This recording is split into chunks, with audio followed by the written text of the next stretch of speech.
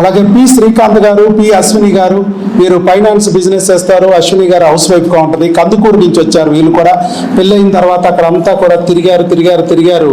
వాళ్ళందరూ 2 ట్యూబ్లు బ్లాక్ అన్నారు. ఇక ఐవీఎఫ్ వాళ్ళప్పో ఐవీఎఫ్ ఒక అప్ప 3 లక్షలు అంటది, ఒక అక్క ఏమో 2 లక్షలు అంటది, ఒక అక్క ఏమో 50,000 డిస్కౌంట్ ఇస్తారా అంటున్నారు. కానీ ఐవీఎఫ్ వద్దనే వాళ్ళు లేరు. కానీ మన దగ్గరికి వచ్చాక ఎన్నాళ్ళలో మీకు ప్రెగ్నెన్సీ 5 నెలల్లో వచ్చింది ప్రెగ్నెన్సీ న్యాచురల్గా.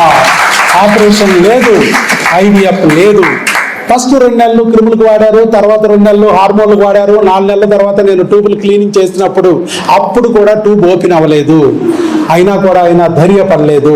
అరే ఈ దగ్గరికి వచ్చాను, ఈ దగ్గర కూడా ట్యూబులు ఓపెన్ అవ్వలేదు ఏంటని చెప్పి మిగతా వాళ్ళు వెళ్ళిపోయినట్టు నన్ను తిట్టుకుని ఏదో మోసం చేసాడు, ఎదవా పూర్వం పోకోడు అనుకోలేదు. ఏమో ఇంకా మాకు టైం రాలేదు, భగవంతుడు ఇంకా మాకు పరీక్ష పెడుతున్నాడు, ఈ డాక్టర్ గారిని గట్టిగా పట్టుకుని నిలబడదాం అనుకున్నాడు. మళ్ళా 2 నెలలు మందులు వాడమన్నాం, మేము ఐవీఎఫ్ చెప్పలేదు. అప్పుడు కూడా 4 నెలలు అయినా కూడా ఓపెన్ అవ్వకపోయినా ఐవీఎఫ్ చెప్పలేదు. ఇంకో 2 నెలలు మందులు వాడుకోమన్నాం. ఆ 2 నెలలు 1 నెల వాడగానే ప్రెగ్నెన్సీ వచ్చేసింది న్యాచురల్గా. చూసారా, 1 నెల వెయిట్ చేశాడు, అయిపోయింది. అలా వేచి ఉంటే, భగవంతుడిని నమ్మి ఉంటే రిజల్ట్స్ వస్తాయి అనడానికి ఆయన మరొక రుజువు అయ్యాడు శ్రీకాంత్ గారు. చెప్పండి సార్ మీ జర్నీ. అందరికీ నమస్తే అండి. నేను ప్రకాశం జిల్లా కందుకూరు నుంచి వచ్చాను. నేను మ్యారేజ్ అయ్యి 2 years అయింది. బట్ 1.5 year తర్వాత ఇంకా ప్రెగ్నెన్సీ రాలేదని డాక్టర్ని కన్సల్ట్ అయ్యాను. కన్సల్ట్ అయిన తర్వాత వాళ్ళు ఫాలికల్ స్టడీస్ అని మన చేత ఒక 2 months తిప్పారు. దాని తర్వాత ఇంకా రావట్లేదని చెప్పేసి ఎస్హెచ్జి టెస్ట్ అని ఒకటి చేయించారు. అది చేయించాక వాళ్ళు ఏమన్నారంటే ట్యూబ్స్ బ్లాక్ అయినాయి అని చెప్పారు. ట్యూబ్స్ బ్లాక్ అంటే ఇంకా ఎవరి దగ్గరికి వెళ్ళినా కానీ ఆపరేషన్ లేకపోతే ఐవీఎఫ్ అని చెప్పారు. ఇదేంటి ఐవీఎఫ్ ఐయుఐ ఇవన్నీ మనకేం ట్రస్ట్ చేయాలనిపించలేదు. అలాంటి సమయంలో యూట్యూబ్లో సార్ వీడియోస్ చూసి సార్ని ఒకసారి మీట్ అయ్యి కలిసి మాట్లాడదామని వచ్చాం. ఇలాగే మీలాగే నేను కూడా ఈ వీడియోస్ చూస్తూ ఇలా కూర్చొని అరే ఏంది ఇదంతా ఇంతసేపు మాటలే చెప్తున్నారు, ఏం అర్థం కావట్లేదని చెప్పి అనుకున్నాను ఆ రోజు. అప్పటికి నమ్మకం రాలేదు. బట్ వన్స్ ఈ 4 నెలలు మెడిసిన్ వాడిన తర్వాత అప్పటికీ రాలేదు. బట్ 2 months యూజ్ చేయండి, మీకు కన్ఫామ్గా ప్రెగ్నెన్సీ వస్తుందని చెప్పారు. సార్ వచ్చిన తర్వాత ట్యూబ్స్ క్లీనింగ్ అనేది చేశారు. అది చేసి ఇంటికి వెళ్ళి ఒక 1 month తర్వాత పాజిటివ్ అని వచ్చిందండి. ఇది చెప్తుంటే నాకు నమ్మశక్యంగా లేదు, కానీ సార్ మా దృష్టిలో దేవుడు సార్. మీరందరూ కూడా ఎంతమంది నమ్మితే అంత మంచిదండి. నమ్మకం మీదే జీవితం అనేది ఉంటుంది. సార్ నమ్మారు, నేను నమ్మాను. ఈరోజు మీ ముందులకు వచ్చి నేను మాట్లాడుతున్నాను. అలాగే రేపు పొద్దున్న మీరు కూడా వచ్చి ప్రతి ఒక్కరు మాట్లాడి సార్ గురించి మీరు తెలుసుకుంటారు. అందరు థ్యాంక్ యూ అండి. హాయ్ శ్రీకాంత్ సార్, ఆయన ఒక మంచి మాట చెప్పారు, మీరు కూడా ప్రెగ్నెన్సీ పొందుతారు అని. ఎందుకంటే ఆయనకు అప్పుడు ఎంతో అధైర్యంతో ఉన్నాడు, భార్య కూడా ఎంతో బాధతో ఉంది. పెళ్ళైపోయి ఇన్ని సంవత్సరాలు అయింది, మా ట్యూబులు బ్లాక్ ఉంటున్నారు ఏంటి, నాకేం తెలుసు ఎందుకు ట్యూబ్ బ్లాక్ అయింది, ఎందుకు మరి ఓపెన్ అవ్వటం లేదు, ఎందుకు ప్రెగ్నెన్సీ రావటం లేదనే భయంతో ఉంది ఆ పిల్ల. బయట అందరూ ఆవిడ పనికిరాదు అన్నట్టుగా ఆవిడ అంటుంటే తను చేసిన పాపం ఏంటి, భగవంతుడా నాకెందుకు ఇంత శిక్ష ఇచ్చావు, ప్రతి నెల 2 లక్షలు 3 లక్షలు అంటే ఎక్కడి నుంచి తీసుకురావు డబ్బులు, ఒకవేళ అంత డబ్బులు ఖర్చు పెట్టినా ప్రెగ్నెన్సీ వస్తుందని గ్యారంటీ ఇచ్చే డాక్టర్ లేడు, ఏంట్రా భగవంతుడా అనుకుంటే అప్పుడు భగవంతుడు మరి బంగారు పళ్ళాల్లో తినే వాళ్ళకైనా ప్రెగ్నెన్సీ, స్టీల్ పళ్ళాల్లో ఉన్నా మరి బిడ్డ కావాలని కోరుకుంటున్నా ఈ బిడ్డను కూడా ఆదుకోవాలని ఒక యూట్యూబ్ ద్వారా మా వీడియో చూపించడం, వాళ్ళు కూడా భర్త భార్య నమ్మి ఇక్కడికి రావడం, టెస్ట్ చేయించుకోవడం, 5 నెలల మందులు వాడుకుంటే ఇవాళ ప్రెగ్నెన్సీ వచ్చిందండి. వచ్చిన ప్రెగ్నెన్సీ కూడా ఎక్కడొచ్చింది, గర్భసంచిలో వచ్చింది, ట్యూబ్లో రాలేదు. ఇదిగో అక్కడే స్కానింగ్ తీయించుకున్నారు, చక్కగా గర్భసంచిలో ప్రెగ్నెన్సీ వచ్చిందో చూడండి. భర్త కూడా మంచోడండి. భార్యకు సమస్య ఉంటే ఈ రోజుల్లో ఎలా ఉందండి, డాక్టర్ గారు డైరెక్ట్గా అత్తగారికి చెప్తుంది. భర్త కాస్త అటు ఇటు అయినా అత్తలు ఒక్కొక్కసారి అనరాని మాటలు అంటుంటే భార్యల పాపం చాలా ఇబ్బంది పడిపోతున్నారు.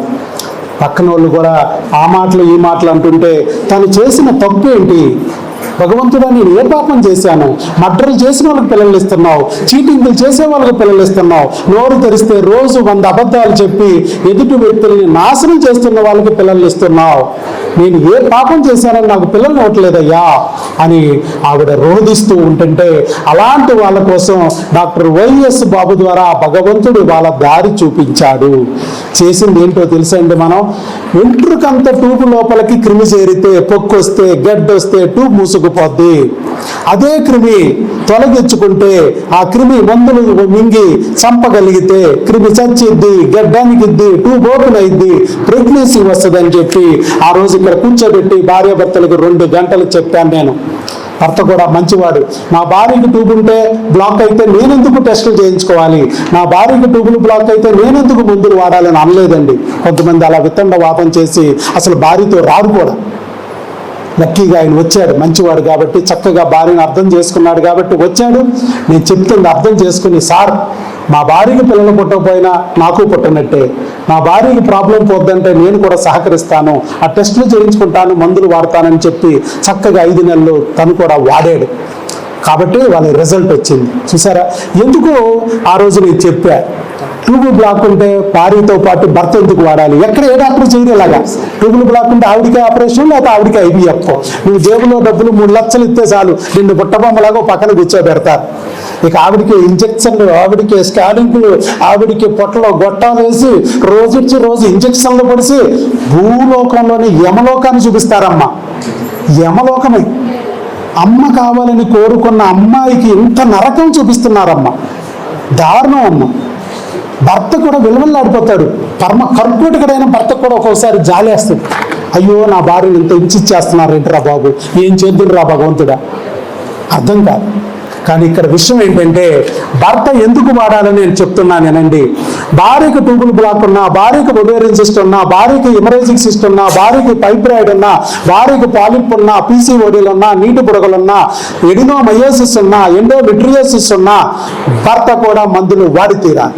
ఎందుకనంటే ఇది క్రిముల వల్ల వచ్చిన గడ్డలు అవ్వచ్చు, లేదా క్రిముల వల్ల వచ్చిన అడ్డంకులు అవ్వచ్చు.